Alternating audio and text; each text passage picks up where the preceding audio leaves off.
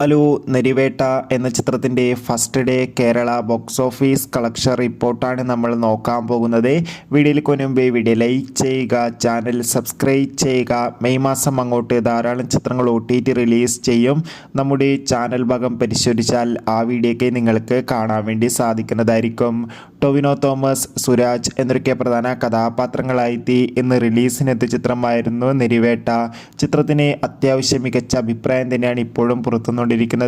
അതുകൊണ്ട് തന്നെ ഏവരുമേറെ ആകാംക്ഷയോടെയാണ് നരിവേട്ട എന്ന ചിത്രത്തിൻ്റെ കളക്ഷൻ റിപ്പോർട്ടൊക്കെ അറിയാൻ വേണ്ടി കാത്തിരിക്കുന്നത്. ഫൈനലി ചിത്രത്തിൻ്റെ first day Kerala box office collection റിപ്പോർട്ടൊക്കെ ആരാധകർക്ക് മുന്നിൽ പുറത്തുകൊണ്ടിരിക്കുകയാണ്. ഇന്ന് ആദ്യ ദിവസം മികച്ചൊരു ബുക്കിംഗ് ആയിരുന്നു ചിത്രത്തിന് കേരളത്തിൽ നടന്നത്. അതുകൊണ്ട് തന്നെ ഇന്ന് മാത്രം 2 കോടിക്കടുത്ത് വരെ കളക്ഷൻ നേടിയെടുക്കാൻ വേണ്ടി സാധിക്കുമെന്നാണ് ട്രാക്കിംഗ് റിപ്പോർട്ടുകൾ സൂചിപ്പിക്കുന്നത്.